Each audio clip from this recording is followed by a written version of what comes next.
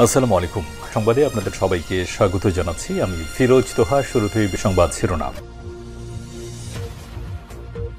বাংলাদেশের সর্বশেষ গুরুত্বপূর্ণ আপডেট সংবাদ আপনাকে স্বাগত। শুরুতেই সংবাদ শিরোনাম, পরে বিস্তারিত। প্রথমে জানাবো সাবেক এমপি শিল্পী মমতাজ গ্রেপ্তার। মানিকগঞ্জ ২ আসনে সাবেক সংসদ সদস্য কণ্ঠশিল্পী মমতাজ বেগমকে ধানমন্ডি থেকে গ্রেপ্তার করেছে ডিবি পুলিশ। গত রাত ১৫:১২টার দিকে ধানমন্ডির স্টার কাবাব রেস্টুরেন্টের পেছনের একটি বাসা থেকে তাকে গ্রেপ্তার করে ঢাকা মহানগর গোয়েন্দা পুলিশ। মানিকগঞ্জের সাবেকেই এমপির নামে হত্যা মামলা রয়েছে। ডিএমপির মিডিয়া অ্যান্ড পাবলিক রিলেশনস বিভাগের উপপুলিশ কমিশনার ডিসি মোহাম্মদ তালেবুর রহমান এই তথ্য নিশ্চিত করেছেন। জানাবো ইসরায়েলি হামলায় নিহত আরও ৩৯ জন নিরীহ ফিলিস্তিনি। মার্কিন ইসরায়েলি বন্দীকে হস্তান্তরের পরও গাজা উপত্যকা আবারও বিমান হামলা শুরু করেছে দখলদার ইসরায়েলি বাহিনী। ফিলিস্তিনে অবরুদ্ধ গাজা ভূখণ্ডে ইসরায়েলি হামলায় গত ২৪ ঘন্টা আরও ৩৯ জন নিরীহ ফিলিস্তিনি নিহত হয়েছে। এরপর জানাবো ট্রাম্পের মধ্যপ্রাচ্য সফরের আগে মার্কিন জিম্মিকে মুক্তি দিল হামাস। যুক্তরাষ্ট্রের প্রেসিডেন্ট ডোনাল্ড ট্রাম্পের মধ্যপ্রাচ্য সফরের আগে মার্কিন নাগরিক এডান আলেকজান্ডারকে জিম্মি দশা থেকে মুক্তি দিয়েছে হামাসের যোদ্ধারা। তিনি ইসরায়েলি বাহিনীর একজন সদস্য। আজ মুক্তি দেওয়ার বিষয়টি নিশ্চিত করেছে আল জাজিরা।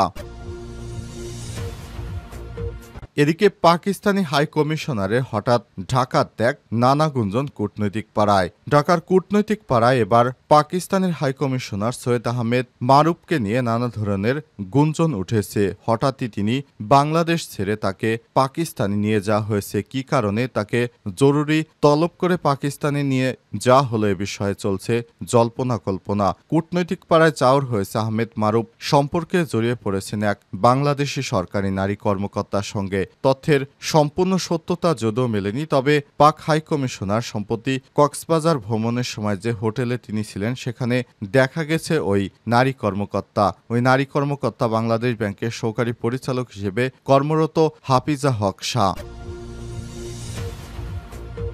এবারে জানাবো কাতারের বিমান উপহার পাওয়া নিয়ে যা বললেন ট্রাম্প। মার্কিন প্রেসিডেন্ট ডোনাল্ড ট্রাম্প বলেছেন, কাতারের রাজপরিবারের পক্ষ থেকে প্রেসিডেন্টের ব্যবহারের জন্য একটি বিলাসবহুল জাম্বো বিমান উপহার দেওয়ার প্রস্তাব ছিল শুধুমাত্র আন্তরিকতা এবং ভালোবাসার বহিঃপ্রকাশ। খবর আল জাজিরার। হোয়াইট হাউসে বসে সাংবাদিকদের সঙ্গে কথা বলার সময় ট্রাম্প বলেন, বিমান নির্মাতা বোয়িং পরবর্তী প্রজন্মের এয়ারফোর্স ওয়ান তৈরি করতে বিলম্বের মুখে পড়েছে, জন্য কাতারের রাজপরিবারকে সাহায্য করতে চেয়েছে। ট্রাম্প বলেছিলেন, আমি বোকা হতে চাই না এবং বিনামূল্যে বিমানও চাই না। প্রিয় দর্শক, এতক্ষণ শুনছিলেন সংবাদ শিরোনাম, এবারে বিস্তারিত।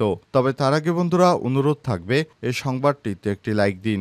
এই চ্যানেলে আপনি নতুন হয়ে থাকলে আমাদের সংবাদটি দেখতে দেখতে চ্যানেলটি সাবস্ক্রাইব করে রাখুন। কমেন্ট করে বন্ধুরা আপনার মূল্যবান মতামত জানিয়ে দিন আপনি বিশ্বের কোন দেশ থেকে বা বাংলাদেশের কোন স্থান থেকে আমাদের সংবাদটি দেখছেন এবং শুনছেন। আর বন্ধুরা, গাজা যুদ্ধে আপনি যদি নিরীহ ফিলিস্তিনিদের ভালোবেসে থাকেন, কমেন্টে ইয়েস লিখে বিশ্ববাসীকে জানিয়ে দিন। সংবাদটি আপনার সোশ্যাল মিডিয়া ফেসবুকে বন্ধুদের মাঝেও শেয়ার করে সবাইকে দেখার সুযোগ করে দিন। এবারে বিস্তারিত।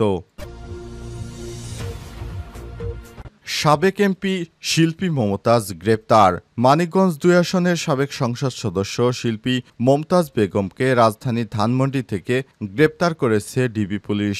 সোমবার রাত ১২টার দিকে ধানমন্ডির স্টার কাবাব রেস্টুরেন্টের পেছনের একটি বাসা থেকে তাকে গ্রেপ্তার করে ঢাকা মহানগর গোয়েন্দা পুলিশ ডিবি। মানিকগঞ্জের সাবেকেই এমপির নামে হত্যা মামলা রয়েছে। ডিএমপির মিডিয়া অ্যান্ড পাবলিক রিলেশনস বিভাগের উপপুলিশ কমিশনার ডিসি মোহাম্মদ তালেবুর রহমান এই তথ্য নিশ্চিত করেছেন।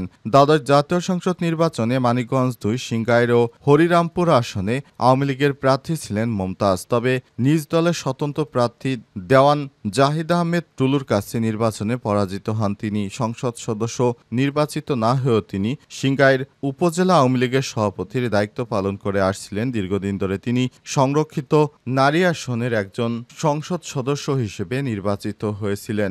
জাতীয় সংসদ নির্বাচনে পরাজিত হওয়ার পরও মমতাজের প্রভাব ছিল নিজ এলাকায়। তিনি নিজ এলাকায় তেমন একটা আসতেন না, খুব প্রভাবশালী ছিলেন। এছাড়া উপজেলা আওয়ামী লীগের রাজনীতিতেও তেমন সরব ছিলেন না। গত 5 আগস্ট ছাত্র জনতার আন্দোলনের মুখে আওয়ামী লীগ সরকার পতনের পর আত্মগোপনে চলে যান তিনি। ডিবির যুগ্ম কমিশনার আহমেদ নাসিরুল ইসলাম জানান, মমতাজ বেগমের বিরুদ্ধে খুনের মামলাসহ বেশ কয়েকটি মামলা রয়েছে। গত 5 আগস্ট ছাত্র জনতার আন্দোলনের মুখে আওয়ামী লীগ সরকার পতনের পর মমতাজ আত্মগোপনে চলে যায়। ডিবির যুগ্ম কমিশনার মোহাম্মদ নাসিরুল ইসলাম জানান, মমতাজ বেগমের বিরুদ্ধে খুনের মামলাসহ একাধিক মামলা রয়েছে। তাকে ডিবি কার্যালয়ে আনা হয়েছে। লোকজনের জনপ্রিয় কণ্ঠশিল্পী মমতাজ বেগমের একাধিকবার মানিকগঞ্জ 2 আসন থেকে আওয়ামী লীগের সংসদ সদস্য নির্বাচিত হয়েছিল মমতাজ। ইসরায়েলি হামলায় নিহত আরও ৩৯ জন নিরীহ ফিলিস্তিনি। মার্কিন ও ইসরায়েলি বন্দীকে হস্তান্তরের পরও গাজা উপত্যকায় আবারও বিমান হামলা শুরু করেছে ইসরায়েল বাহিনী। ফিলিস্তিনে অবরুদ্ধ গাজা ভূখণ্ডে ইসরায়েলি হামলায় গত 24 ঘন্টা আরও ৩৯ জন নিরীহ ফিলিস্তিনি নিহত হয়েছে। আহত হয়েছে আরও শতাধিক ব্যক্তি। এতে অবরুদ্ধ এই উপত্যকাটিতে নিহতের সংখ্যা ৫২,৮৬০ জন ছাড়িয়ে গেছে। এক প্রতিবেদনে এই তথ্য জানিয়েছে আল জাজিরা। আল জাজিরা জানিয়েছে, ইসরায়েলি বাহিনী গাজায় বোমাবর্ষণ অব্যাহত রেখেছে এবং বোমাবর্ষণে হামলায় উপত্যকা জুড়ে কমপক্ষে ৩৯ জন নিহত হয়েছে। আনাদুলোর প্রতিবেদনে বলা হয়েছে, ২০২৩ সালে অক্টোবর থেকে ইসরায়েলের গণহত্যামূলক যুদ্ধে নিহত ফিলিস্তিনি সংখ্যা বেড়ে ৫২,৮৬২ জনে পৌঁছেছে বলে সোমবার স্বাস্থ্য মন্ত্রণালয় জানিয়েছে। মন্ত্রণালয়ের এক বিবৃতিতে বলা হয়েছে, গত ২৪ ঘন্টায় গাজায় ইসরায়েলি হামলায় আরও ৯৪ জন আহত হয়েছে, যার ফলে ইসরায়েলির আক্রমণে আহত সংখ্যা বেড়ে ১,১৯,৬৪৮ জনে দাঁড়িয়েছে। অনেক মানুষ এখনও ধ্বংসস্তূপের নিচে এবং রাস্তায় পড়ে থাকলেও উদ্ধারকারীরা তাদের কাছে পৌঁছাতে পারছে না। দীর্ঘ ১৫ মাস সামরিক অভিযানের পর যুক্তরাষ্ট্র ও আন্তর্জাতিক সম্প্রদায়ের চাপে গত ১৯ জানুয়ারি গাজায় যুদ্ধবিরতিতে সম্মত হয় ইসরায়েল। এরপর প্রায় ২ মাস গাজায় কম বেশি শান্তি বজায় ছিল, কিন্তু গাজা থেকে সেনা প্রত্যাহারের প্রশ্নে হামাসের মতানৈক্যকে কেন্দ্র করে মার্চ মাসে তৃতীয় গত সপ্তাহ থেকে গাজায় বিমান হামলা শুরু করে দখলদার ইসরায়েলি বাহিনী। এরপরই গাজায় এভাবে মানুষ মারা যাচ্ছে। ট্রাম্পের মধ্যপ্রাচ্য সফরের আগে মার্কিন জিম্মিকে মুক্তি দিল হামাস। যুক্তরাষ্ট্রের প্রেসিডেন্ট ডোনাল্ড ট্রাম্পের মধ্যপ্রাচ্য সফরের আগে মার্কিন নাগরিক অ্যাডান আলেকজান্ডারকে জিম্মিদশা থেকে মুক্তি দিয়েছে হামাস। তিনি ইসরায়েলি বাহিনীর একজন সদস্য। আজ এডেনকে মুক্তি দেওয়ার বিষয়টি নিশ্চিত করেছে হামাস। খবর আল জাজিরা। হামাসের এক বিবৃতিতে বলা হয়েছে, এইমাত্র আল কাসেম ব্রিগেড হামাসের সামরিক শাখা জায়নবাদী সেনা সদস্য মার্কিন নাগরিক এডান আলেকজান্ডারকে মুক্তি করে দিয়েছেন। একটি যুদ্ধবিরতিতে পৌঁছানোর জন্য মধ্যস্থতাকারীরা যে প্রচেষ্টা চালিয়ে যাচ্ছেন তাদের অংশ হিসেবে যুক্তরাষ্ট্রের সঙ্গে হামাসের যোগাযোগের পর তাকে মুক্ত করে দেয়া হয়। হামাসের সঙ্গে যোগাযোগ আছে এমন একটি সূত্র জানিয়েছে, গাজার দক্ষিণাঞ্চলের খান ইউনিসে রেড ক্রসের হাতে এডান আলেকজান্ডারকে তুলে দেওয়া হয়। পরে তার ইসরায়েলের ভূখণ্ডে পৌঁছানোর খবর নিশ্চিত করে দেশটির সরকার। যুদ্ধবিরতির জন্য যুক্তরাষ্ট্রের সঙ্গে হামাস সরাসরি যোগাযোগ করছে এমন তথ্য সামনে আসার পরই এডানকে মুক্তি দেয়া হলো।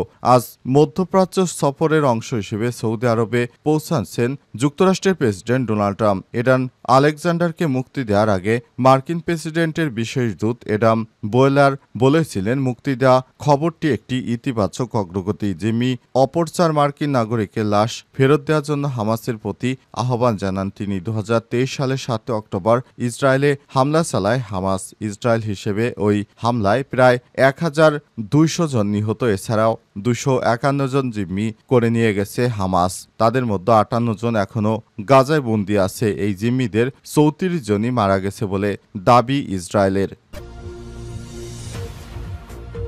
পাকিস্তানি হাইকমিশনারের হঠাৎ ঢাকা ত্যাগ, নানা গুঞ্জন কূটনৈতিক পাড়ায়। ঢাকার কূটনৈতিক পাড়ায় এবার পাকিস্তানের হাইকমিশনার সৈয়দ আহমেদ ফারুককে নিয়ে নানা জল্পনা কল্পনা গুঞ্জন উঠেছে। অনেকেই বলছেন তিনি অনির্দিষ্টকালের জন্য ছুটিতে গিয়েছেন, অনেকেই দাবি করছে তিনি 2 সপ্তাহের জন্য গেছেন। তবে ইতিমধ্যেই তিনি বাংলাদেশ ত্যাগ করেছেন। আজ তিনি ঢাকার বিমানবন্দর থেকে এমিরেটস এয়ারলাইন্সের 587 ফ্লাইটে দুবাই হয়ে পাকিস্তানের ইসলামাবাদে পৌঁছেছেন।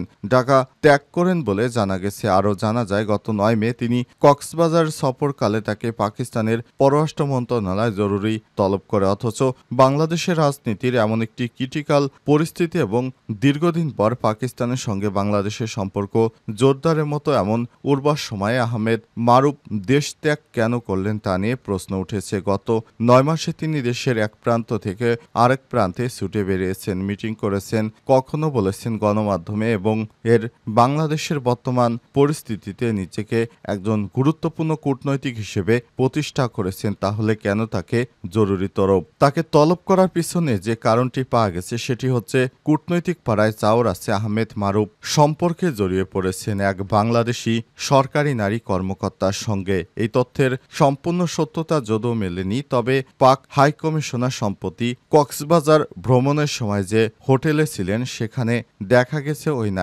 ওই নারী বাংলাদেশ ব্যাংকের সহকারী পরিচালক হিসেবে কর্মরত হাফিজা হক শাহ। সূত্র জানায়, হাইকমিশনার কক্সবাজারের উখিয়ায় অবস্থিত হোটেল সি পালে ওঠেন। সেখানে সেই নারীর সঙ্গে ছিলেন বন্ধু আজহার মাহমুদ। 9 মে নিজ গাড়ি করে বন্ধু এবং সেই নারীকে নিয়ে ঘুরে বেড়ান সমুদ্র সৈকতে। অনেকেরই দাবি এ বিষয়ে জানত তার হাইকমিশনের কর্মকর্তারা। আহমেদ মারুফের সঙ্গে ওই নারী সর্বশেষ কক্সবাজার সফরে যাওয়ার একটি ছবিও পাওয়া গেছে। ফলে সম্পর্কের বিষয়টি দৃষ্টিকটুভাবে সামনে আসে। কারণেই পাকিস্তানের সরকার আহমেদ মারুফকে ডেকে নিয়ে গেছে বলে অনেকেই ধারণা করছেন।